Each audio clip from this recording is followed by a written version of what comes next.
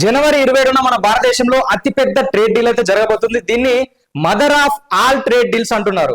So దీంతో పాటు Trump తిక్క కుదుర్చడానికి చాలా దేశాలు, ప్రపంచ దేశాలన్నీ ఏకం కాబోతున్నాయి. ఇది మన ఇండియాకు చాలా చాలా చాలా ప్లస్ పాయింట్. సో ఈ వీడియోలో దాదాపు ఒక 4 టాపిక్స్ అయితే కవర్ చేశాను. వీడియో చాలా ఇంట్రెస్టింగ్ గా ఉంటది. సో వీడియోలోకి వెళ్లే ముందు ఒక్క లైక్ కొట్టి కామెంట్ బాక్స్ లో జై హింద్ అనో జై భారత్ అనో ఏదో ఒక కామెంట్ పెట్టండి. మన భారతీయులందరూ ఐక్యంగా ఉన్నాం అని చాటి చెప్పడానికి. సో ఇంకా వివరాల్లోకి వెళ్తే 27 దేశాలకు చెందినటువంటి యూరోప్ కంట్రీస్ జనవరి 27న ఒక అతిపెద్ద ట్రేడ్ డీల్ ను కుదుర్చుకోబోతున్నాయి.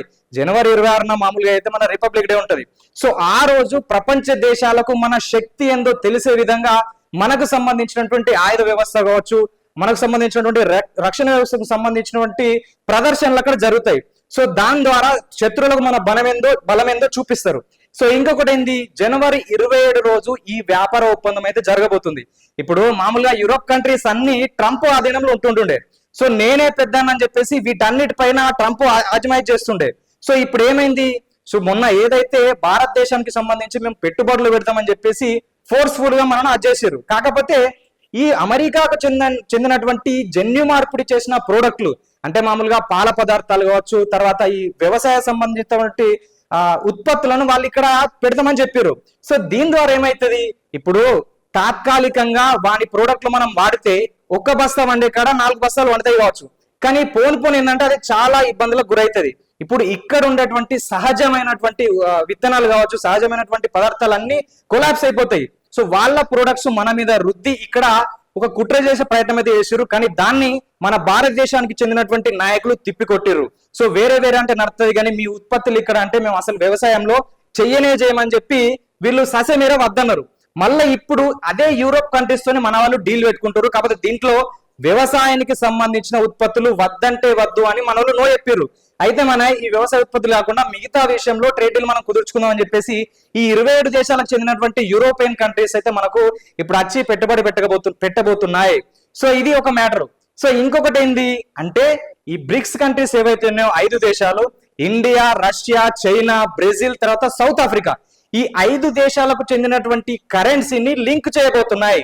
బ్రిక్స్ కరెన్సీని లింక్ చేయబోతున్నాయి. అంటే ఇప్పుడు మామూలుగా ఎప్పుడు చూసినా ఈ డాలర్లనే అంటే మామూలుగా డాలర్ని వాణిజ్య ఒప్పందాలు, వ్యాపార ఒప్పందాలు ఏదున్నా ఎక్స్పోర్ట్ ఇంపోర్ట్లు మొత్తం డాలర్ విషయంలో జరుగుతూ ఉంటాయి.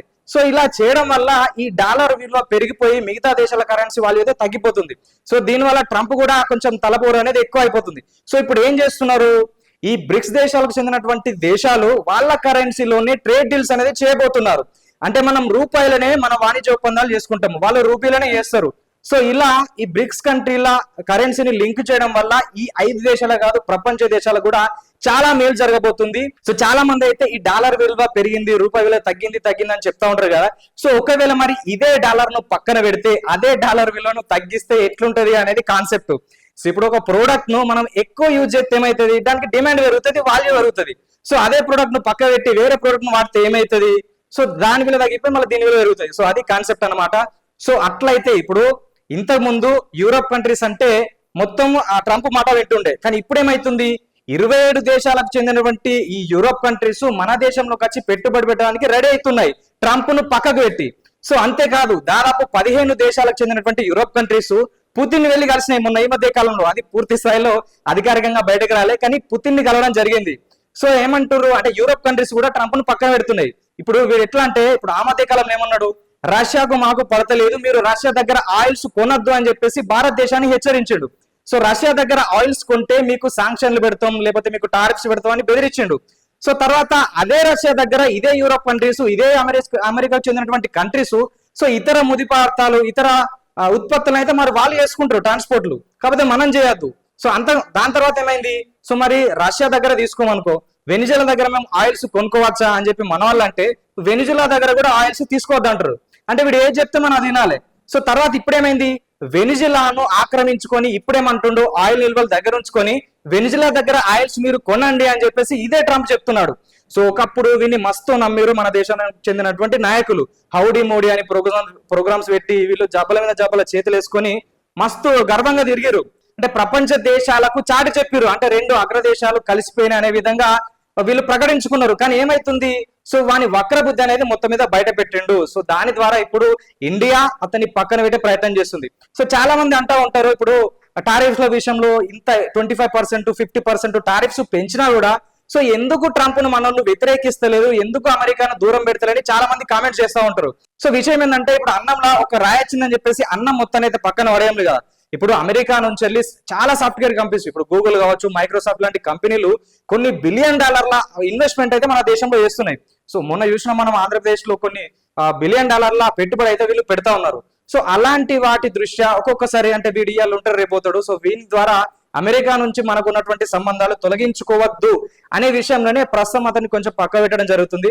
కాకపోతే ఇప్పుడు విషయం అయితే అర్థమవుతుంది కదా, మిగతా ప్రపంచ దేశాలన్నీ వాడిని పక్కకు పెడుతున్నాయి, డాలర్ను పక్క పెడుతున్నారు, వాణిజ్య వ్యాపార ఒప్పందాలు పక్క అవుతున్నాయి, ఈ రష్యాకి సంబంధించినటువంటి ఆయిల్స్ కూడా అక్కడి నుంచి తీసుకుంటున్నారు.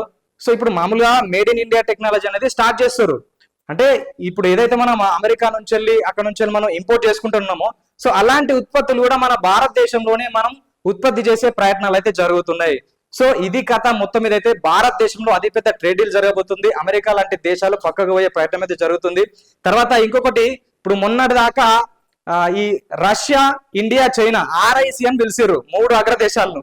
సో ఇప్పుడేమంటారు IRC అంటే ఇండియా, రష్యా, చైనా అంటే మొత్తం మీద ఇండియాకే మొదటి ప్రాధాన్యత ఇవ్వబోతున్నారు అనేది కాన్సెప్ట్. సో ప్రస్తుతం ఎన్డీఏ ప్రభుత్వం వచ్చిన తర్వాత భారతదేశాన్ని ప్రపంచ దేశాల్లో అగ్రగామిగా నిలబెట్టే ప్రయత్నం అయితే చేస్తున్నారని స్పష్టంగా అర్థమవుతుంది. సో అంతర్జాతీయంగా ఇండియా స్థాయి కూడా పెరుగుతుంది.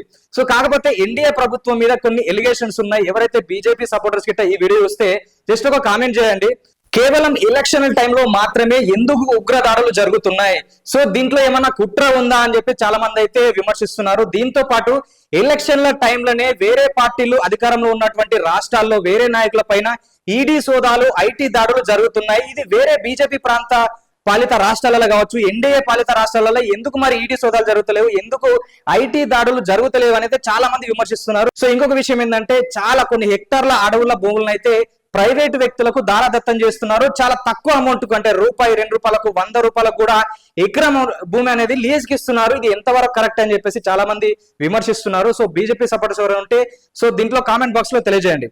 సో ఇది ఈ రోజు వీడియో. ఈ వీడియో గురించి మీ అభిప్రాయాలు, సూచనలు కామెంట్ రూపంలో తెలియజేయండి. మరొక వీడియోతో మీ ముందు ఉంటాం. చూస్తూనే ఉండండి ఆర్ తెలుగు.